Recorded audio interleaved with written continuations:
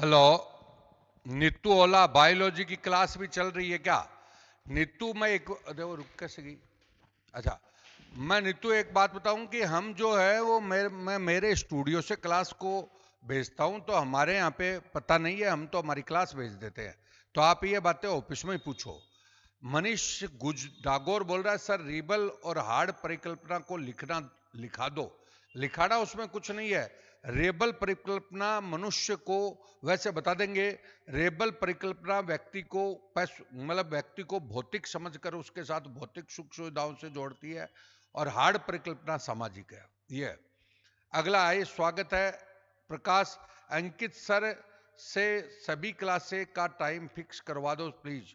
नीतू ओला, मैंने जो बोला, हम दूसरी जगह से क्लास लेते हैं, हमारा खुद का जो स्टूडियो उससे क्लास ले रहे हैं, तो हम तो क्लास भेज देते। तो आप ये सब बातें ऑफिस में करो। नमस्कार, एक बार सारा लिख लीजिए, ये पूरा टॉपिक हो गया।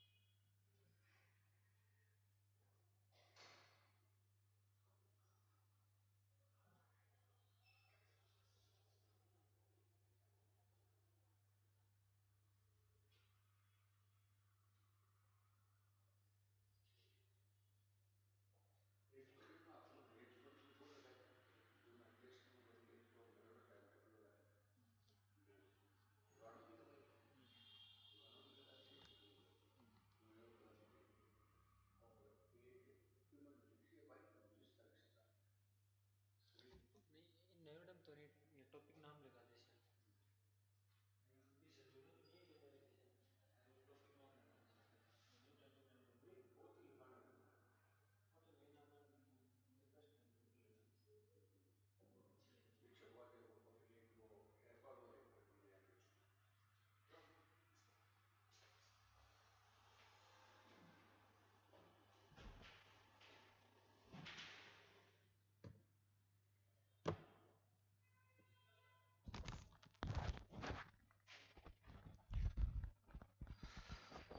हाँ देखिए, मनीष डागोर, आपको एक जवाब दे रहा हूं। ये जो टॉपिक्स मैं करा रहा हूं वो ध्यान से समझिए। उनमें कुछ क्वेश्चंस आने की संभावना है, लेकिन मैं जो बात बता रहा हूं वो आपके दिमाग में फिट होनी चाहिए कि ये एथिक्स में भी आती है काम, ये मैनेजमेंट में भी काम आती है, और ये निबंध में भी काम आती है। ये सब चीजें सब जगह काम आती है, तो ध्यान दीजिएगा। अब मैं तुम्हारी बात का जवाब दे रहा हूं। टेलर ये बात कहता था, रेबल परिकल्पना। टेलर का था रेबल परिकल्पना, समझ गए?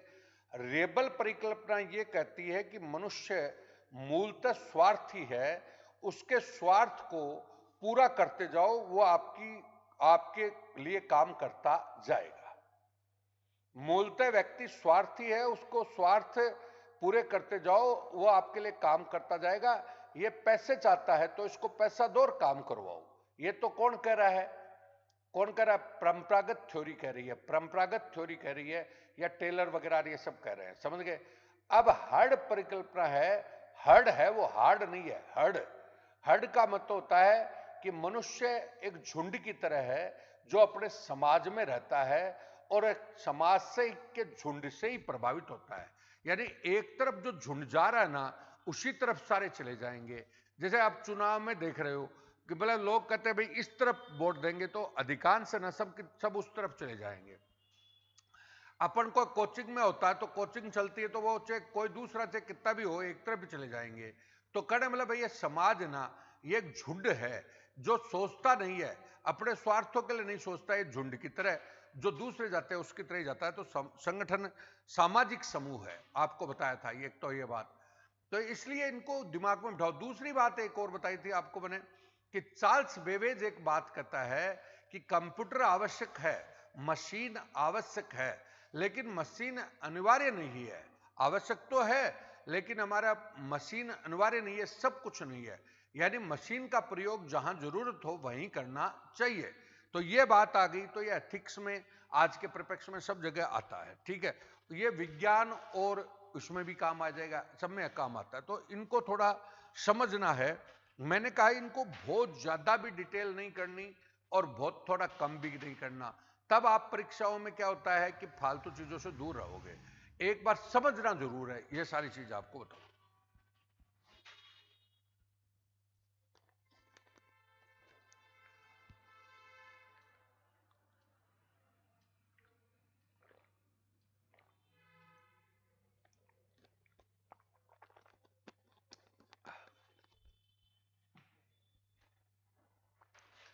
करें शुरू। हेनरी फ्योल प्रशासकीय प्रबंध विचारधारा से संबंध रखता है। प्रशासकीय प्रबंध, एडमिनिस्ट्रेटिव मैनेजमेंट से संबंध रखता है। यह तुम्हारे मैनेजमेंट वाले टॉपिक में भी काम आएगा तो इसमें भी काम आएगा। क्वेश्चन आपको बताऊंगा थोड़ा सा, ये जो दो टॉपिक है वो और करवा दूं, उसके बाद क्वेश्चन बताऊंगा इनके। प्रशासकीय प्रबंध, प्रशासकीय प्रबंध ऊपर के लेवल पे होता है, हायर लेवल पे। कौन से पे? हायर। अब मैंने बताया हायर लेवल पे कौन सा प्रबंध होता है? प्रशासकीय प्रबंध। बोलिए, क्लियर है क्या? अब बताइए, कल हमने बात करी थी कि कोई भी प्रशासन है उसके दो लेवल होते हैं, एक लोअर लेवल, एक कौन सा? Higher level. लोअर लेवल में नीचे कर्मचारी काम करता है, फैक्ट्री लेवल पे काम करता है कर्मचारी। तो लोअर लेवल के लिए वैज्ञानिक प्रबंध और कौन सा? मेयो का मानवीय विचारधारा थी, समझ गए। और हायर लेवल में आपका कौन सा है? प्रशासकीय प्रबंध विचारधारा है, उच्च स्तरीय प्रबंध। कौन सी? उच्च स्तरीय प्रबंध। यह परंपरागत थ्योरी में है। इन्होंने एक किताब निकाली, उसका नाम है general and industrial management. General and industrial management, ठीक है। इनकी मेन कोटेशन ये है, आईएएस में भी क्वेश्चन आया हुआ है, सब जगह आया हुआ है कि प्रशासन एक सार्वभौमिक प्रक्रिया है। प्रशासन एक सार्वभौमिक प्रक्रिया है, यानी एडमिनिस्ट्रेशन एक यूनिवर्सल प्रोसेस है जो आपके सब जगह दिखाई देती है। प्रशासनिक प्रबंध की सार्वभौमिक प्रक्रिया है, चाहे आप घर पे देख लो, चाहे मंदिर में देख लो, चाहे स्कूल में देख लो, चाहे आपका गवर्नमेंट सेक्टर में देख लो, प्राइवेट सेक्टर में देख लो, आपको प्रशासन हर जगह मिलेगा। तो प्रशासन एक सार्वभौमिक प्रक्रिया है। प्रशासन एक क्या है? सार्वभौमिक प्रक्रिया है। बोलो, क्लियर है क्या? सार्वभौमिक प्रक्रिया है जिसमें 6 तो गतिविधि देखने को मिलती है। 6 तो क्या है? गतिविधि। 5 क्या है? उसमें तत्व है। और 14 क्या है? सिद्धांत। 14 क्या है? सिद्धांत। मतलब कहीं भी आप चले जाओ, प्रशासन में 6 तो टेक्निक है, 5 तत्व हैं और 14 क्या है? सिद्धांत है। और उन सिद्धांतों को चलाने के लिए एक प्रबंधक होता है, मैनेजर होता है, प्रशासक होता है। वो आपका उसमें 6 गुण होने चाहिए, 6 गुण होने चाहिए। अगर वो गुण उसमें नहीं है तो उसको प्रशिक्षण भी दिया जाना चाहिए। बोलो, क्लियर है क्या? ये बात उन्होंने बताई, 6 गतिविधि। अब पीओसीसीसी आया हुआ है, तुम्हारे आया हुआ है, और आईएएस में आया हुआ है सार्वभौमिक वाला, और सब जगह पूछ सकता है। तो मैंने क्या बोला? 6 तो गतिविधि, 5 तत्व, डे रूटीन के कामों को चलाने के लिए 14 सिद्धांत, और इन सिद्धांतों को संचालित जो करेगा वो कौन करेगा? एडमिनिस्ट्रेटर करेगा। एडमिनिस्ट्रेटर में आपके 6 गुण होने चाहिए। ये सारी बातें ये बता रहा है, ये सारी की सारी बातें बता रहा है, तो ध्यान से सुनिएगा। अब देखिए, पहला नंबर है 6 गतिविधि। ये कहता है कोई भी संगठन को आप बनाते हो, कोई भी संगठन को बनाते हो तो सबसे पहले टेक्निकल गतिविधि पर ध्यान देना चाहिए।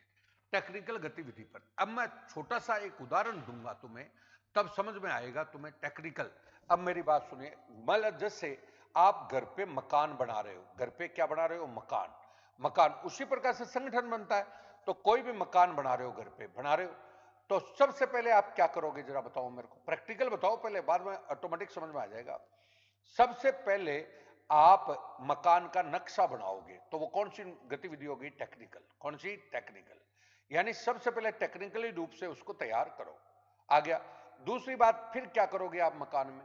उस नक्शे के अनुसार चीजें खरीदोगे, तो कौन सी गतिविधि होगी? वाणिज्य। वाणिज्य। अब वाणिज्य होगी, वाणिज्य मतलब वाणिज्य में क्या होता है? खरीद फरोख्त, कि क्या चीज मेरे को खरीदनी है, ठीक है। तीसरी आप वित्तीय गतिविधि। इस सारे काम के लिए आपको पैसों की जरूरत होगी, बिल्कुल होगी, पैसों का जरूरत होगी। बाद में आप काम चला लोगे तो सारे के सारे हिसाब किताब को लिखोगे। लेखांकन। कौन सा? लेखांकन। कैसे? कि भाई ये तो मेरे पास आया और ये गया, लेखांकन हो गया। और पांचवी बात होगी सुरक्षात्मक। कौन सी? सुरक्षात्मक। सेफ्टी। आपको जहां पर आपका काम चल रहा है उसकी सेफ्टी का पूरा ध्यान रखोगे। और ये सब बातों के साथ साथ सबसे महत्वपूर्ण बात है कि आपको मैनेजमेंट बेस्ट ढंग से करना पड़ेगा। अगर आप मैनेजमेंट मकान बना रहे हो और मैनेजमेंट को नहीं कर रहे तो आपका मकान आपके अनुसार नहीं बन पाएगा, समझे? तो मैनेजमेंट जरूरी है। आगे तो सबसे पहले कोई भी चीज है, कोई भी संगठन को संचालित करो तो सबसे पहले कौन सी गतिविधि होनी चाहिए? टेक्निकल गतिविधि। कौन सी गतिविधि? टेक्निकल, तकनीक गतिविधि। दूसरी कौन सी होनी चाहिए? वाणिज्यिक गतिविधि। कौन सी? वाणिज्यिक। वाणिज्यिक गतिविधि, समझ गए? मतलब क्रय विक्रय करना, ठीक है। तीसरी गतिविधि कौन सी? वित्तीय, पैसों की व्यवस्था। चौथा लेखांकन। पांचवा सुरक्षा। छठा कौन सा? प्रबंधकीय। तो सबसे महत्वपूर्ण गतिविधि होती है वो कौन सी होती है? प्रबंधकीय। प्रबंधकीय का मतलब है 5 POCCC, 5 तत्व प्रबल दो। रोजाना की हर चीज की प्लानिंग बनाओ, योजना।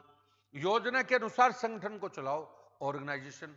फिर जो कर्मचारी वहां पे काम कर रहे हैं उनको कमांड दो और फिर उनको कंट्रोल करो और तालमेल, कोऑर्डिनेशन करो। ये सब चीजें उन्होंने कहा। अगर आप इस संगठन को चलाना चाहते हो तो सबसे पहले तो आपको 6 गतिविधियों पर बल देना पड़ेगा। और 6 गतिविधि में सबसे महत्वपूर्ण गतिविधि है वो प्रबंधकीय गतिविधि है। कौन सी गतिविधि है? प्रबंधकीय, मैनेजरियल गतिविधि है। अगर कोई चीज की आप बिना प्लानिंग के काम करोगे तो चाहे कितना ही पैसा लगा दो, कुछ भी नहीं होगा। प्लानिंग के अनुसार ऑर्गेनाइज करो और फिर उसको कमांड दो कर्मचारी को, फिर कंट्रोल करो, फिर कोऑर्डिनेट करो, तभी आपका संगठन बेहतर चलेगा। यह तो हो गई संरचना। अब करें डे रूटीन में आपको क्या करना है, तो दैनंदिन कार्य संचालन के लिए 14 सिद्धांतों का पालन करना पड़ेगा। दोस्तों आपको एक बात बताऊं कि आपको ये सारी की सारी आप RS में चाहोगे तो आपको ट्रेनिंग में सिखाएंगे, सब के सब ट्रेनिंग में पूरा कोर्स है, मैं बता रहा हूं।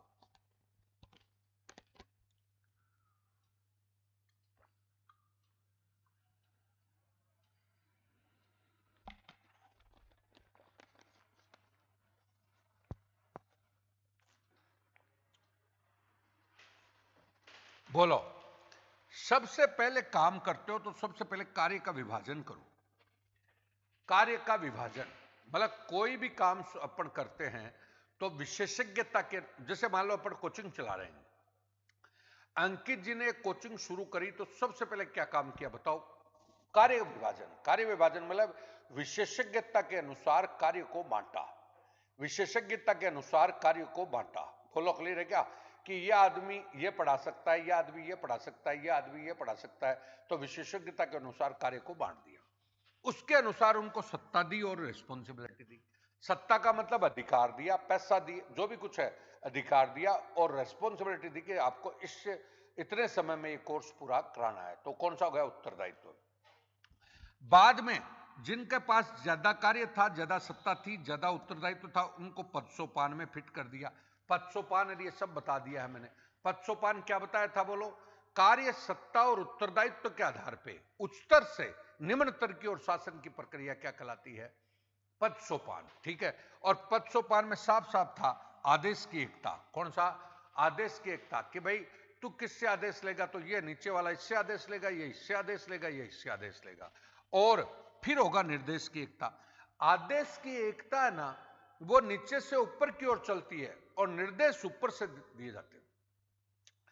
निर्देशों में भी एकता होना चाहिए। निर्देशों में एकता का मतलब है, कल जैसे वैज्ञानिक प्रबंध में टेलर बता रहा था कि एक आदमी है, एक कर्मचारी को 8 लोग निर्देश देने चाहिए। 8 लोग निर्देश का मतलब अपने अपने क्षेत्रों में वो निर्देश देंगे। अगर सब अलग अलग टाइप से निर्देश देगा तो काम सही नहीं होगा। यह टोटल आपकी आ गया। अब ये कह रहा है 5 चीजों का आप सही ढंग से पालन करोगे तो संगठन में अनुशासन रहेगा। अनुशासन, डिसिप्लिन रहना आवश्यक है। बोलो क्लियर है क्या? डिसिप्लिन, वापस बोल रहा हूं, एक बार फिर सुन लीजिए। डिसिप्लिन से तात्पर्य क्या है कि आपने सही, अब सुन लो, कोचिंग में ध्यान दीजिएगा। सबसे पहले आपने काम बांट दिया, काम बांट कर काम के अनुसार सत्ता और उत्तरदायित्व दे दिए। सत्ता और उत्तरदायित्व देकर के आपने क्या कर दिया? बोलो, पद दे दिया। पद को कह दिया कि यह आदमी किससे आदेश लेगा, ये इससे आदेश लेगा, तो आदेश की एकता हो गई। निर्देश, अलग अलग लोगों के अलग अलग टाइप से निर्देश चलने लग गए, निर्देश की एकता, और ये सब होगा तो अनुशासन बना रहेगा। अभी आइए, अब ये तो 6 टॉपिक हो गए। अब कहता है कर्मचारी जो काम कर रहा है उसको सही वेतन दो। वेतन, वेतन न्यायपूर्ण होना चाहिए। न्यायपूर्ण, न्यायपूर्ण का मतलब है कि वेतन इतना कम भी ना हो कि वो दूसरी जगह अपने हाथ पैर मारे, और वेतन इतना ज्यादा भी ना हो कि संगठन के लिए घाटा हो जाए। मतलब सुन लो, वेतन कैसा होना चाहिए? न्यायपूर्ण। वेतन न्यायपूर्ण से मतलब है वेतन इतना अधिक भी न हो कि वो संगठन को ही खत्म कर दे। संगठन को ही क्या कर दे? खत्म कर दे। भाई ज्यादा, अब से मान लो कोई कोचिंग चला रहा है, कोचिंग चला रहा है, तो वो कर्मचारी को इतना वेतन थोड़ी दे देगा कि कोचिंग में उसको घाटा ही घाटा हो रहा है। वो वेतन उतना ही देगा जितना उसको मतलब संतुलित है, और इतना कम भी नहीं देगा जिससे कर्मचारी छोड़ के भाग जाए। तो वेतन क्या होना चाहिए? न्यायपूर्ण। अब आपके ऊपर है सारी चीजें। कर्मचारी स्थायी रहना चाहिए। स्थायित्व है, स्थायित्व है। कर्मचारी अगर स्थायी रहेगा ना, सुन लो, स्थायी, सुन लो, तो स्थायी रहेगा तो सही ढंग से काम करेगा, क्योंकि उसको पता है मेरी परमानेंट नौकरी है। अगर कोई की परमानेंट नौकरी नहीं, आजकल कॉन्ट्रैक्ट बेस पे लेते हैं, तो वो देखता है यार निकाल देंगे तो क्या फर्क पड़ेगा। जैसे फॉर एग्जाम्पल, एज ए आपके अग्निवीर आए हैं। कौन से? अग्निवीर। तो अग्निवीर इतने महत्व मतलब मजबूत नहीं है जितने आपके कौन थे? बोलो, कौन थे अग्निवीर की अपेक्षा? कौन थे जो सही स्थायी फौजी थे? स्थायी तो रहना चाहिए। एक होता कर्म। कर्म, कर्म का मतलब ऑर्डर। ऑर्डर, उचित स्थान पर उचित व्यक्ति।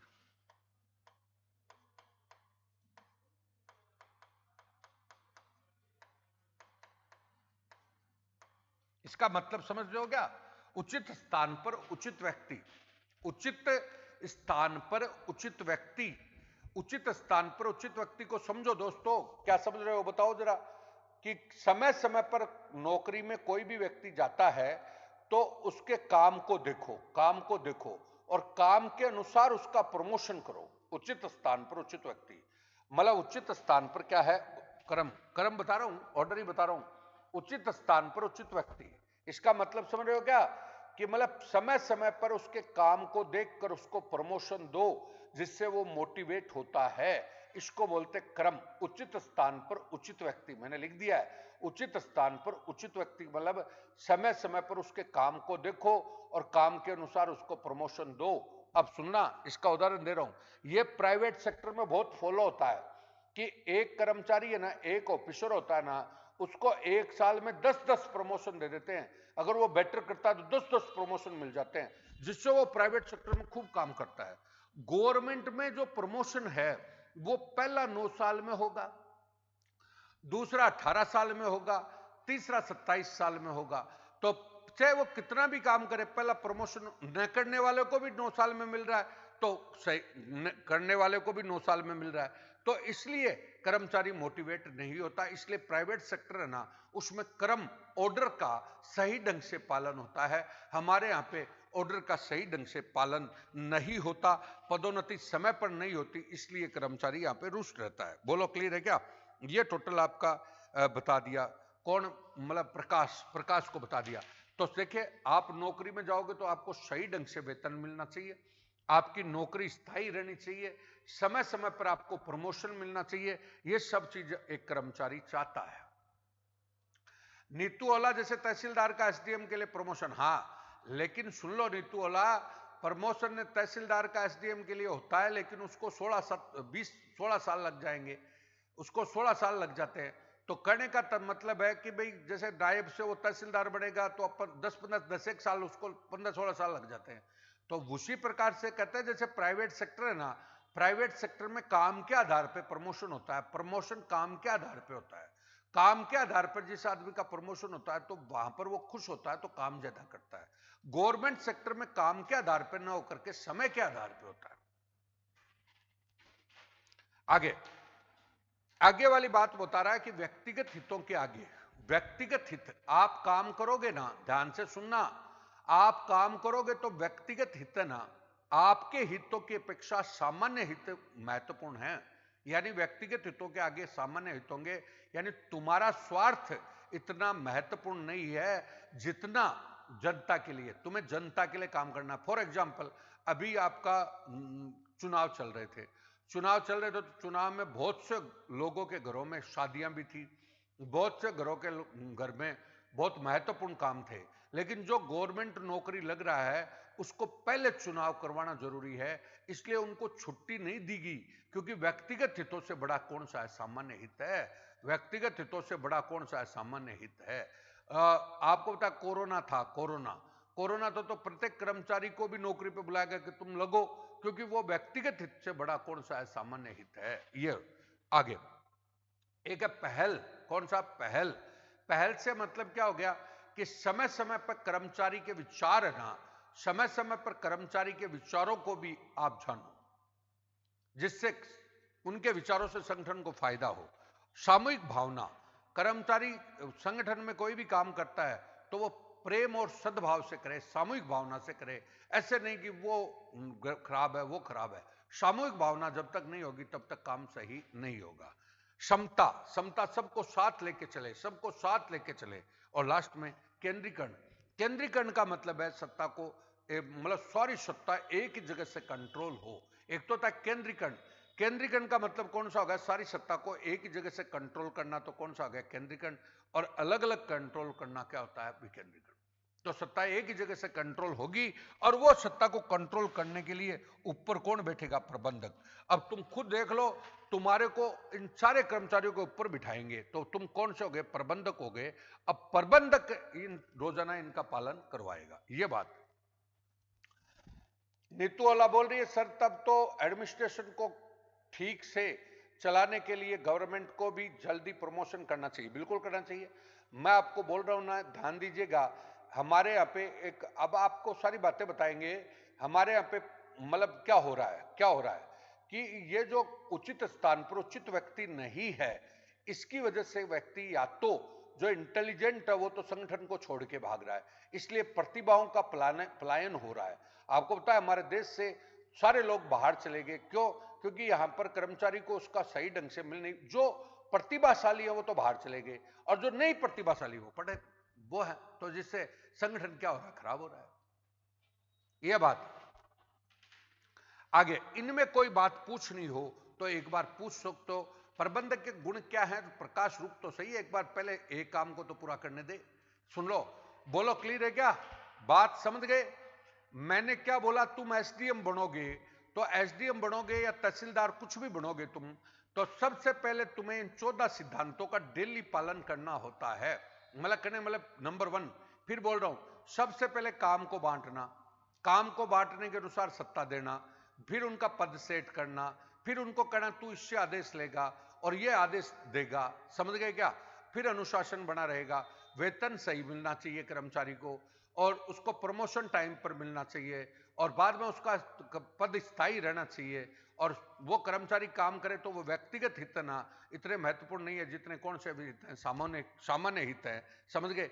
और फिर हम बोलना चाह रहे हैं कि भाई उसको पहल समय समय पर उसके साथ कॉफी पीनी चाहिए, चाय पीनी चाहिए, जिससे वो अपने विचारों को बताए, उसको क्या बोलते हैं पहल, जो संगठन में काम आते हैं। सब मिलजुल के काम करें, वो कौन सा था सामूहिक भावना, कौन सा सामूहिक, सबको साथ लेके चले, समता, ये सब। और ये काम को करने के लिए कंट्रोलर होगा, और वो कंट्रोलर तुम एसडीएम या तहसीलदार हो गए, उसको क्या बोलते हैं? प्रबंधक।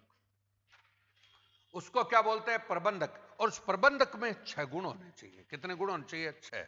और बाद में इन 6 गुण होने चाहिए। बोलो कितने गुण होने चाहिए? 6। इस प्रबंधक में या प्रशासक में कितने गुण होने चाहिए? 6। ये टोटल आपकी बात है। अब बताएंगे सर, या तो प्रमोशन से जल्दी ट्रांसफर, वो तो तभी तो मैं आपको नीतू यही तो बोलूंगा भाई, तभी तो लोग है ना। अब जैसे जो नई पीढ़ी आ रही है ना, नई पीढ़ी वो इतना गवर्नमेंट सर्विस को लाइक नहीं कर रही। अब आई, प्रबंधक में 6 गुण हैं। पहला गुण कौन सा है? आखिरी सी का मतलब, आखिरी सी का मतलब कोऑर्डिनेशन, समन्वय, तालमेल। कोऑर्डिनेशन, समन्वय, तालमेल। बोलो क्लियर है क्या? अब आइए, अब मैं बोल रहा हूं 6 गुण कौन से। अब बिल्कुल आप समझना, एकदम समझ में आएगा तुम्हें। आप आरएस की परीक्षा पास कर लोगे, आप ही प्रशासक बनोगे, आप ही प्रबंधक बनोगे, आपको ये संगठन चलाना है। इसलिए आप जो ही मेंस पास करोगे तो आप इंटरव्यू में जाओगे। इंटरव्यू में जाओगे तो सबसे पहले तुम इंटरव्यू में जाओगे तो तुम्हारी सामान्य शिक्षा को चेक करेंगे। सामान्य शिक्षा का मतलब है आरएस बनने के लिए ग्रेजुएशन होना चाहिए। तो आपके बायोडाटा में सामान्य शिक्षा लिख दी, सामान्य शिक्षा चेक हो गई। सामान्य शिक्षा के बाद आपकी डिग्री में देखेंगे कि कोई विशेष शिक्षा भी ले रखी है क्या। विशेष शिक्षा का मतलब हो गया कि कोई भाई पीजी कर रखी है क्या, या फिर कोई पीएचडी कर रखी है क्या, नेट वगैरह है क्या, वो कौन सी होगी? विशेष शिक्षा। ठीक है। फिर आपको देखेंगे पहले से ये नौकरी भी करता था क्या। तो कोई प्राइवेट का लिख देता, साहब मैं इतने दिन प्राइवेट में नौकरी करता, ये करता।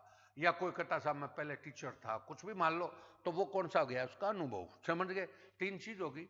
ये 3 तो आपके बायोडाटा में जाएगी, बायोडाटा में जाएगी, उसी के अनुसार आपका इंटरव्यू चलेगा। पहला नंबर कौन सी? सामान्य शिक्षा। तो सामान्य शिक्षा तो तुम होने ही होने चाहिए, स्नातक होने ही होने चाहिए। विशेष शिक्षा का तात्पर्य हो गया तुमने कोई अलग से रिसर्च कर रखी है, पीएचडी कर रखी है, कुछ और कर रखा है, तो वो विशेष शिक्षा होगी।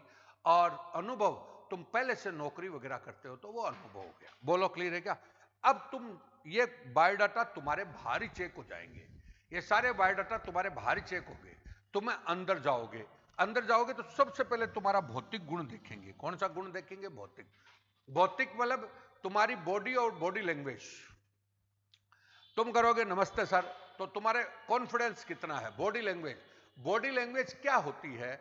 भौतिक गुण क्या होता है कि तुम्हारी बॉडी और तुम्हारे शब्दों में तालमेल है या नहीं। अब जैसे मैं तुम्हें मन से पढ़ा रहा हूं तो मेरी बॉडी और शब्दों में तालमेल रहेगा, और अगर मेरा मन नहीं है ना तो मेरी बॉडी और शब्दों में तालमेल नहीं रहेगा। यह आपका सबसे पहला गुण होता है। कौन सा? भौतिक गुण। कौन सा? भौतिक। इसलिए इंटरव्यू में ऐसे बोलते हैं ना कि एंट्रेंस बहुत महत्वपूर्ण होता है। एंट्रेंस बहुत महत्वपूर्ण होता है कि एंट्रेंस में भौतिक गुण में उसकी बॉडी और बॉडी लैंग्वेज आ गया। बॉडी और बॉडी लैंग्वेज। सर नमस्कार, तो नमस्कार आपने किया तो ऐसे मतलब अब कई जगह आप घबरा रहे हो तो आपकी बॉडी और उसका तालमेल नहीं है। समझ गए? समझ तो गए क्या? आ गया। उदाहरण बोल रहा हूं, जैसे फॉर एग्जांपल तुम बॉडी लैंग्वेज, इसको साइलेंट कम्युनिकेशन बोलते हैं। इसमें सब कुछ दिखाई देता है। कई बार हम किसी के घर पे कार्ड देने जाते हैं, कार्ड देने, तो कोई आदमी आपसे बहुत ज्यादा आपको लाइक करता है, वो तो आपको घर पे आपको देख तो बहुत खुश होगा, हाँ भाई साहब आओ, अंदर आओ, और आपको अच्छा लगेगा, हाँ यार प्यार कर रहा है। दूसरा, कई को आप ऐसे ही देने जाते हो मतलब कार्ड, तो कहता हाँ ठीक है आइए अंदर आइए, ऐसे, तो आपको साफ लगेगा कि ये मेरे को इग्नोर कर रहा है, निकालना चाह रहा है। ये यही बात वहां पर होती है भौतिक लैंग्वेज। कौन सा? Body language. कौन सा? Body language. बोलो क्लियर है क्या? तो पहला गुण आप में देखेंगे भौतिक गुण। कौन सा? भौतिक गुण। फिर आपको कहेंगे बैठिए, तो बैठिए तो आप बैठ गए। तब आपको कहा कि भाई आपने ये चीज से एमए किया, पब्लिक एड से किया, इससे किया, ये किया, तो तब आपको देखेंगे बौद्धिक गुण। कौन सा? बौद्धिक। कि आप वास्तव में रटके पास हुए हो या वास्तव में आपको कुछ आता है, तो आपको सब्जेक्ट से संबंधित कोई क्वेश्चन पूछ सकते हैं। सब्जेक्ट से संबंधित कोई क्वेश्चन पूछ सकते हैं। फॉर एग्जाम्पल मैं अभी अभी आपको पढ़ा रहा हूं, जैसे मेरा इंटरव्यू था तो मेरे को पूछा गया, ध्यान से सुनना, बौद्धिक गुण में देखेगा, मैं पब्लिक एड का विद्यार्थी हूं, तो मेरे को पूछा गया कि सवाई जी आप पब्लिक एड के विद्यार्थी हो और आप ट्रेन के ड्राइवर हो, ट्रेन के क्या हो, ड्राइवर, और ट्रेन के ड्राइवर हो, आपके सामने ट्रेन चला रहे हो और सामने एक पटरी पर 10 बच्चे खेल रहे हैं, 10 बच्चे खेल रहे हैं, जिस पटरी पे आपको चलना है उस पर 10 बच्चे खेल रहे हैं, समझ गए। और एक कट वाली पटरी होती है, कई बार होती है ना कट वाली, तो कट वाली पटरी पे 6 बच्चे खेल रहे हैं। कितने बच्चे? 6। और आपको सीधा जाना है, कट वाली पटरी पे 6 है, इस पे आपको 10 बच्चे हैं। आपके पास कोई ऑप्शन नहीं है, कोई ऑप्शन गाड़ी को रोकने का कुछ भी नहीं है।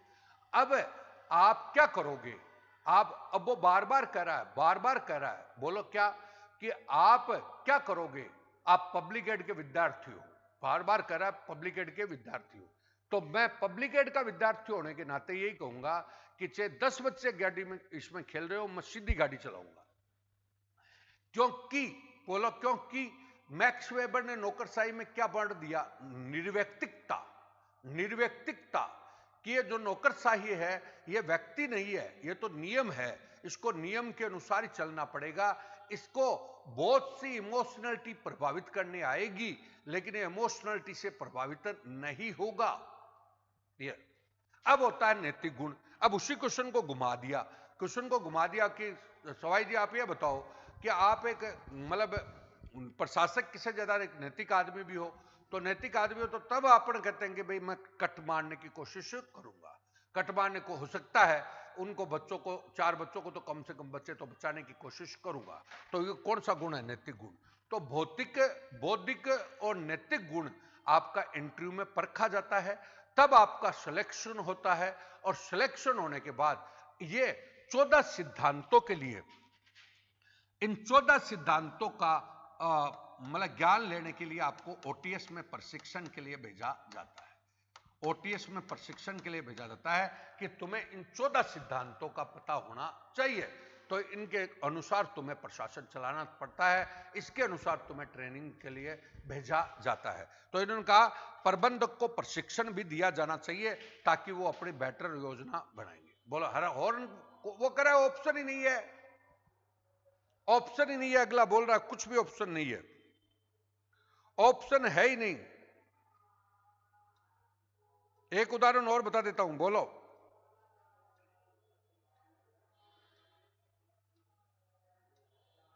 एक उदाहरण और बता देता हूं, सुन लो। तुम आरएस बन गए, जेडीए में तुम्हारी ड्यूटी लग गई, जेडीए में आप अफसर हो, उपायुक्त हो, और आपको कहा जाए कि आज वहां पर उस कॉलोनी में ना अवैध कॉलोनी है, इसको ढाना है, और पहले से आपने नोटिस दे रखा है कॉलोनी को आज ढाना ही है, और कॉलोनी वाले खाली नहीं कर रहे। अब रात को वहां पर डिलीवरी भी हुई है, कई चीजें हुई है, लेकिन फिर भी हमें ढाने का ऑर्डर, तो अब नियमों को इमोशनलिटी के आधार पे रोजाना हम लोगों की भावनाओं पे नहीं फंसेंगे, तो वहां पे तोड़ना ही पड़ेगा। चाहे डिलीवरी वगैरह हुई है, उनको सही जगह पर पहुंचा करके तोड़ना ही पड़ेगा मकान। ये ऐसे है, इमोशन से प्रभावित नहीं होंगे। आ गया, ये है। तो दोस्तों ये पूरा का पूरा ओटीएस में तुम्हें इन 14 नियमों का ट्रेनिंग दी जाती है, इन 14 चीजों की ट्रेनिंग दी जाती है। यह आपका नियमों का कॉन्सेप्ट है। बोलो क्लियर है क्या? ये पूरी की पूरी चीजें आपको बता दी है, ये कॉन्सेप्ट आपका पूरा हो गया। ये है पब्लिक एड का कौन सा? Henry Fayol. कौन सा? Henry Fayol. अब आप कोई क्वेश्चन में से पूछते हैं। अब इसमें अगला क्या कर रहा है, देखो। प्रशासक एवं प्रबंधक को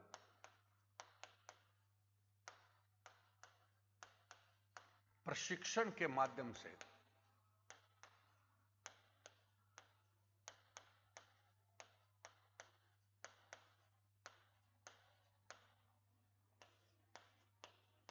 इन 14 सिद्धांतों को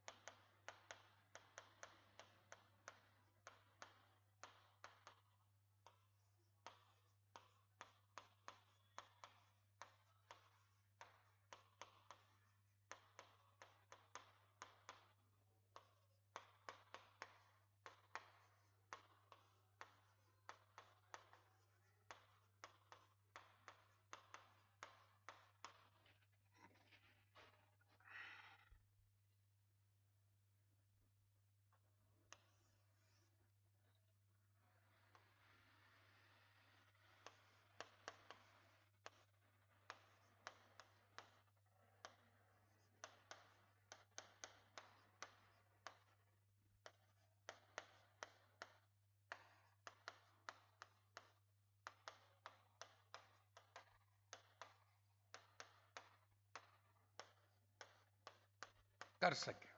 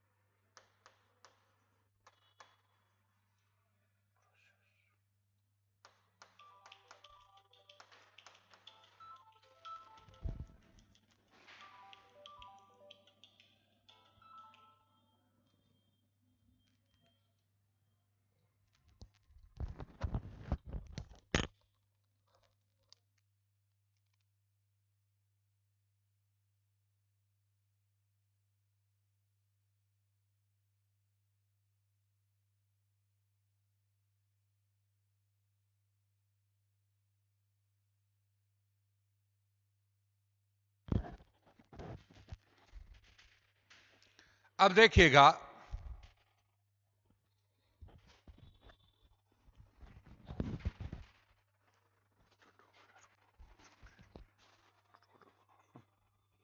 प्रशासक और प्रबंधक को वो 14 सिद्धांतों का पालन करना है, ठीक है। तो वो उसका अब जैसे तुम्हारा सिलेक्शन हो जाएगा ना, तो सिलेक्शन के बाद साफ साफ है कि प्रशासक और प्रबंधक को प्रशिक्षण संस्थान में, जो ओटीएस में आप जाओगे, उसमें 14 सिद्धांतों का प्रशिक्षण दिया जाएगा। और इन 14 सिद्धांतों के और 6 गतिविधियों को, 5 तत्वों को, उनको चलाने के लिए चलाओगे ना सही ढंग से, तभी तुम्हारा प्रशासन बेस्ट ढंग से काम करेगा। तो बेहतर संचालन के लिए यही पूरा एडमिनिस्ट्रेशन है। तो ऊपर से नीचे हो गया ये। अब सुन लो, अब ये 14 सिद्धांत ना मेन है, इन्हीं के अकॉर्डिंग यही सिद्धांतों को फॉलो अगले विचारकों ने किया है। जैसे मुन्ने एंड ड्रिलर ने 4 सिद्धांत बताए हैं, लुथर गुलिक ने क्या बताए, 10 सिद्धांत बताए हैं, उर्विक ने कितने बताए हैं, 8 सिद्धांत। हमें ज्यादा पंचांग में पढ़ने की जरूरत नहीं है, क्योंकि सबके सब है ना वही सिद्धांत है लगभग। कौन से सिद्धांत, उन्हीं सिद्धांतों को बता रहा है। अब इनमें पोस्ट कॉर्ब आपने लुथर गुलिक का पढ़ाई था, तो पोस्ट कॉर्ब मैंने पहले बताया था, पोस्ट कॉर्ब एज ए प्रबंधक के क्या है कार्य, प्रबंधक के क्या है कार्य। यह पोस्ट कॉर्ब वाला प्रबंधक भी प्लान बनाना, संगठन को चलाना, ऑर्गेनाइजेशन करना, स्टाफ की नियुक्ति करना, डायरेक्शन देना, कोऑर्डिनेशन करना, रिपोर्टिंग, बस्टिंग, ये सब कार्य हो गए। इसके अलावा कभी मान लो पूछ ले तो लुथर गुलिक का एक 4 पीस सिद्धांत है। कौन सा? 4 पीस। कौन सा सिद्धांत है दोस्तों? 4 पीस सिद्धांत है। 4 पीस सिद्धांत है, वो विभागों के लिए है। देखो, पहले कार्य बांटा, कार्य विभाजन किया, यह एक चीज और जोड़ता है। कार्य विभाजन के बाद आपने सत्ता और उत्तरदायित्व दिया। सत्ता और उत्तरदायित्व है, सत्ता और उत्तरदायित्व के अनुसार पद बना दिया। और बाद में वो कह रहा है कि आपको फिर विभाग बनाना पड़ेगा। तो विभागों के लिए उसने 4 विभागों के निर्माण हेतु 4 पीस सिद्धांत बताया उन्होंने। कल को मान लो आ जाए तो बता रहा हूं। 4 P's सिद्धांत बताया, विभागों के निर्माण का मतलब क्या बताया उन्होंने, 4 P's। देखिएगा ये कह रहा है 4 P, देखिए कैसे कि कुछ विभाग तो पर्पज आधारित होते हैं कि उस विभाग का उद्देश्य के आधार पर बनते हैं, कुछ विभाग व्यक्ति आधारित होते हैं, कुछ विभाग प्लेस आधारित, क्षेत्र आधारित होते हैं। अब हमारे जितने भी डिपार्टमेंट्स बने हुए हैं ना, वो 4 ही आधार पर बने हुए हैं। बोलो कैसे। पहला विभाग है वो किसके आधार पर, उद्देश्य आधारित है। उद्देश्य मतलब हमारा उद्देश्य लोगों को शिक्षा देना, लोगों को स्वास्थ्य सुविधाएं देना, तो स्वास्थ्य विभाग, शिक्षा विभाग ऐसे बन गए। दूसरा व्यक्ति आधारित, व्यक्ति, एससी का डेवलपमेंट तो सामाजिक न्याय और अधिकारिता, एसटी का डेवलपमेंट तो आदिवासी कल्याण, महिला बाल विकास तो महिलाओं का कल्याण, अल्पसंख्यक विकास तो अल्पसंख्यकों का कल्याण। तो ये अलग अलग डिपार्टमेंट बने हुए हैं। क्षेत्र के आधार पर बनने वाले डिपार्टमेंट हैं, जैसे आपका वन विभाग एरिया के आधार पर बना हुआ है, विदेश मंत्रालय एरिया के आधार पर बना हुआ है, और प्रोसेस के आधार पर बनने वाले हैं साइंस एंड टेक्नोलॉजी के जितने भी विभाग होते हैं, वो साइंस एंड टेक्नोलॉजी, आपका कौन सा विज्ञान, सूचना प्रौद्योगिकी, ये विभाग आपके किसके बने हुए हैं। तो ये तो क्वेश्चन समझ लो, मतलब विभागों के आधार के लिए लुथर गुलिक ने 4 P's फॉर्मूला दिया है। विभागों के निर्माण हेतु लुथर गुलिक ने कौन सा फॉर्मूला दिया है, 4 P's 15 शब्दों में आ जाता है, जिसमें 4 P's का आशय है। पहला पी कौन सा है, पर्सन। कुछ विभाग पर्सन आधारित, व्यक्ति आधारित होते हैं, कुछ विभाग उद्देश्य आधारित होते हैं, कुछ विभाग प्रोसेस, प्रक्रिया आधारित होते हैं, और कुछ विभाग प्लेस आधारित होते हैं, क्षेत्र आधारित। ये दोस्तों पूरा का पूरा परंपरागत विचारधारा भी बोल दी, और उसी का अपोजिट जो होगा वो मानवीय विचारधारा, व्यवहारवादी विचारधारा। कौन सी, इसका अपोजिट होगा व्यवहारवादी, और व्यवहारवादी में आपके वो लीडरशिप वगैरह वो सब आएंगे, तो वो कल बताएंगे। अब कोई क्वेश्चन पूछना हो थोड़ा पूछो, और फिर इसके क्वेश्चन वगैरह के पहले एक बात मेरी गांठ बांध कर सुन लो, और सही ढंग से बता रहा हूं आपको। एक बार खाली मैं पढ़ाऊं, वैसे पढ़ लो खाली, बाद में तुम्हें बहुत काम आएगा हर चीज। और मैं जो चीज शॉर्ट भी इसलिए बता रहा हूं, कई चीजें शॉर्ट, कि ये जो 4 सिद्धांत में उसको उलझन में नहीं डालना चाहता। क्यों, कि वही चीज है जो 14 सिद्धांतों में वही चीज दोहरा रहे हैं, वही चीज दोहरा रहे हैं, तो इतना ध्यान रखने की बात है। और ये बाकी कौन सा, वही कार्य सत्ता सब वही बोल रहे हैं, तो अलग चीज है, वो मैंने बता दिया। आगे अब बताओ, कोई प्रश्न हो तो आप बता सकते हो, प्रश्न बताइए।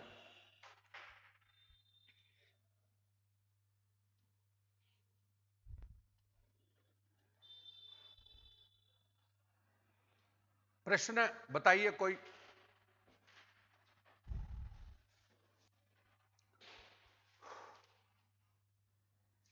कोई भी प्रॉब्लम हो, प्रश्न हो, बताइए। अगली क्लास अभी होगी सुशासन की। उपागम के नोट्स दीजिए। उपागम के नोट्स नहीं दिए क्या? उपागम के वैसे कोई नोट्स तो है नहीं, पर दे देंगे।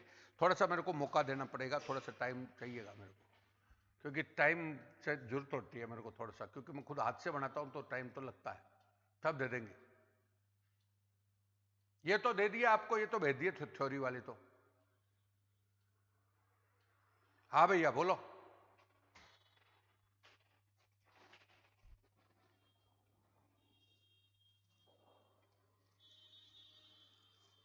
कोई प्रश्न हो तो बोलो। अब अगला टॉपिक क्या होगा, अगली कक्षा है, अगली कक्षा है सुशासन की। और सुशासन आप समझ गए होंगे, उसमें एक टॉपिक है कौन सा, भ्रष्टाचार वाला भी क्लियर होगा। कौन सा, भ्रष्टाचार का टॉपिक भी क्लियर होगा। एक टॉपिक आपका ये भ्रष्टाचार के साथ ही आपको दे रखे ना, कौन सा, जन सुनवाई, लोक सेवा गारंटी, ये सब टॉपिक होंगे। एक लोकायुक्त का भी इसमें आ जाएगा। तो ये सब टॉपिक को अपन क्लियर कर रहे हैं।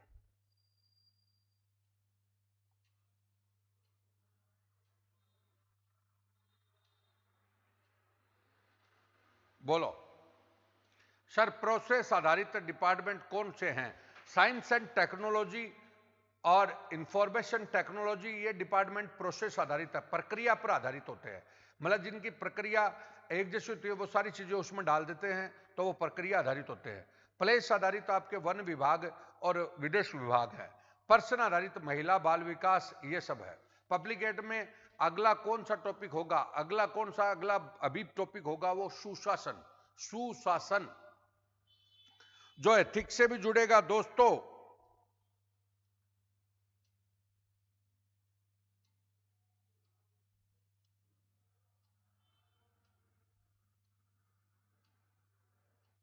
बोलो,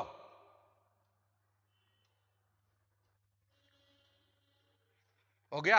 चलो ठीक है, आप अभी अगले 1 बजे तैयार हो जाओ, दूसरा टॉपिक सुशासन।